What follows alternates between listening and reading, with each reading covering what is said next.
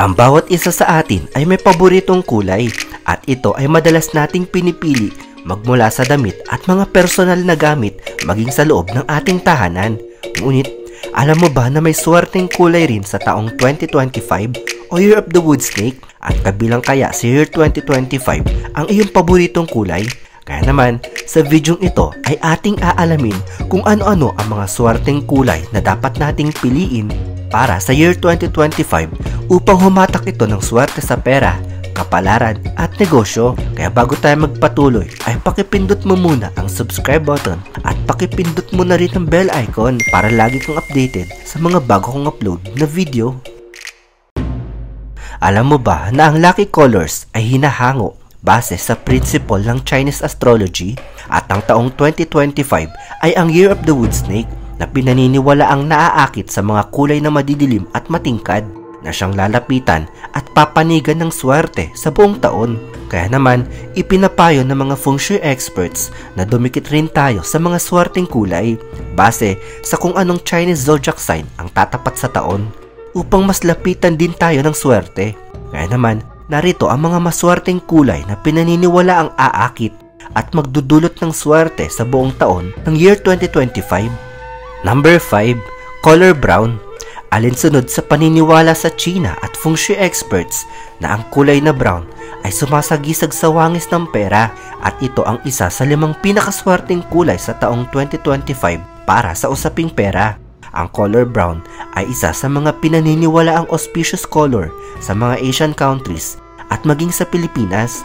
Ayon sa teorya ng mga feng shui experts, ang color brown ay sinasabing magpapalakas ng taglay na swerte sa karir at trabaho kung dadalasan ang pagsusuot ng kulay brown na damit at kahit na anong kulay brown accessories sa year 2025.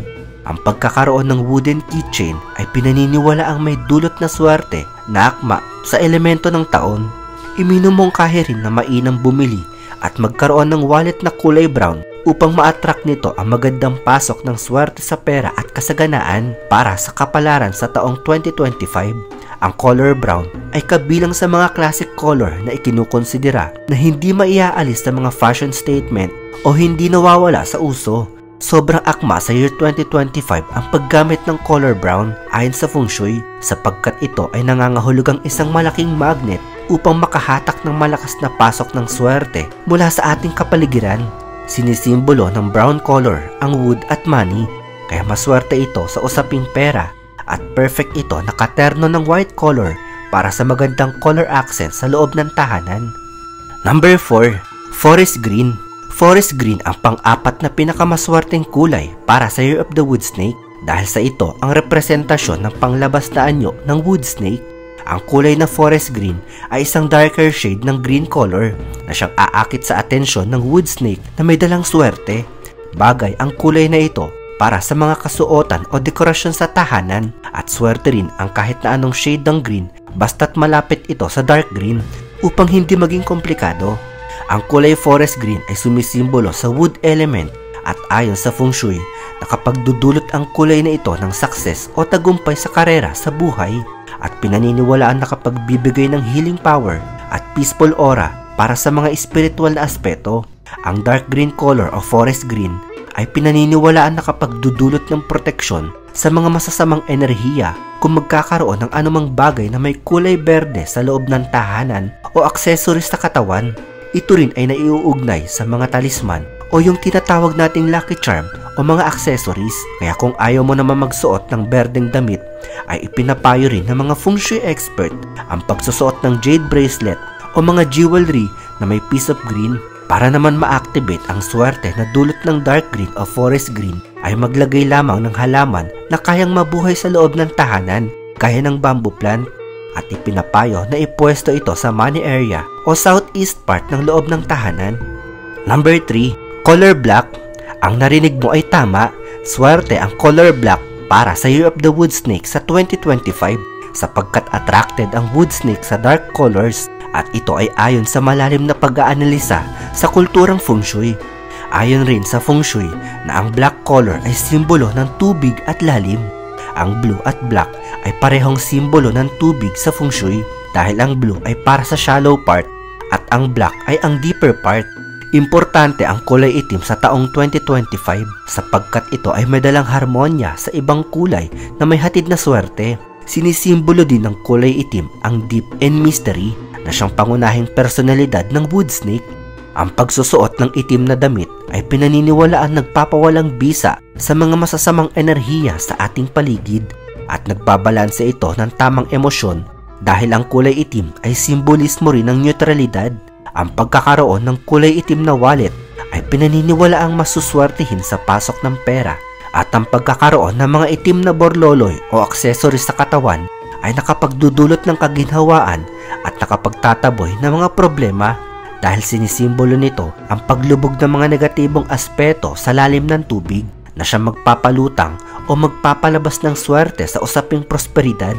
Ayon sa mga feng shui expert, ang madalas na pagsusuot ng itim sa 2025 ay ina-activate nito ang iyong galing sa pagdedesisyon at pagkakaroon ng maaliwalas na pag-iisip na maaari mong magamit sa iyong trabaho o negosyo. Number 2. Dark Yellow. Ang kulay na dark yellow ay isang banayad at magandang pambalanse sa mga dark lucky colors na nabanggit. Ito ay sumisimbolo sa optimism at prosperity. Tamang-tama ito dahil ang kulay na dark yellow ay nasa pagitan ng dilim at liwanag na akma sa year 2025 at sobrang esensyal na kulay na kailangan sa Year of the Wood Snake sapagkat ang dark yellow ay sumisimbolo sa earth element at ito ay magdudulot ng positibong enerhiya para sa taong 2025. Ayon sa mungkahi ng mga feng shui experts, na swerte ang pagkakaroon ng kurtina na kulay dark yellow sa bintana, lalo na kung nakaharap ito sa eastern part na direksyon. At ito ay pinaniniwala ang mag-iimbita ng swerte sa prosperidad, stability, and nourishment sa buong taon ng 2025.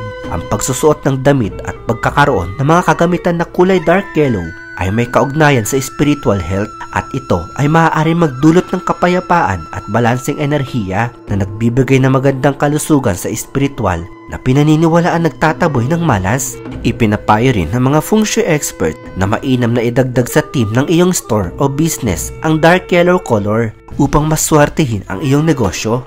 Number 1. Burgundy Red. Tama ang iyong narinig. Burgundy Red ang pinakamaswerteng kulay para sa Year of the Wood Snake sa taong 2025 at base ito sa ancient representation ng wood snake at ang burgundy red ay isang super auspicious color. Ito ay ang deep shade ng kulay pula at upang hindi mahirapan sa kulay na ito ay pwede ang mga kulay na under o malapit sa kulay na deep red. Ang kulay na pula ay tradisyonal na swerte sa kultura ng mga Chino. Ang kulay na ito ay sumisimbolo sa passion at vitality, kabilang ang burgundy red sa kulay ng mga snake at sumisimbolo ito sa prosperity at wealth. At ang burgundy red sa year 2025 ay maaaring palakasin ang iyong motibasyon at sigasig, kaya't ito ay isang mahusay na kulay para sa pagpapahusay ng personal at profesional na hangarin sa taong 2025. Ayon sa pangkalahatang kulay, ang burgundy red ang luckiest color sa lahat para sa taong 2025 batay sa Chinese culture at mga feng shui expert. Swerte ang burgundy red sa Year of the Wood Snake dahil nakapagdudulot ito ng dami ng swerte.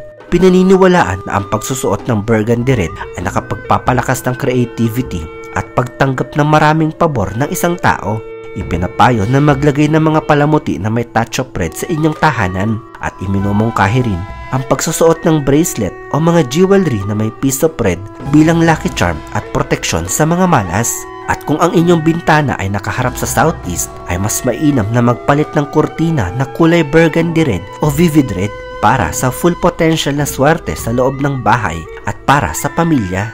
Ikaw ka-ideya, ano ang iyong paboritong kulay? Kabilang ba ito sa mga luckiest colors para sa year 2025? Comment down ang iyong paboritong kulay. At ang mga nabanggit ay hindi nangangahulugan na ito na araw-araw ang iyong isusuot na kulay at hindi rin ibig sabihin nito na hindi mo na maisusuot ang iyong paboritong kulay na damit o mga accessories para sa taong 2025. Ipinapayo lamang na mas madalas lang nating isuot ang mga lucky colors na ito upang makapaghatid ng kapayapaan ng isip. Hindi pinipilit ang lahat na sundin ito. Tayo pa rin ang masusunod sa gusto nating gawin. Ang mga mungkahing ito ay gabay lamang upang makapagbigay ng positibong pag-iisip at ang swerte ay gagana lamang kung sasamahan natin ito ng sipag, kilos at aksyon upang tuparin ang ating gustong makamit. Isang episode na naman ang natapos sa linggong ito. Hangad kong nabigyan kita ng mga ideyang makabuluhan. Kung ikaw ay may mga topic at katanungan na gusto mong mabigyan ng linaw, ay comment mo lamang yan at aking susubukang bigyan paliwanag ang iyong gusto maging paksa para sa susunod na episode ng Ideya PH. Kaya huwag kalimutang pindutin ang subscribe at pakipindot na rin ang bell icon para lagi kang updated sa mga bago kong upload na video.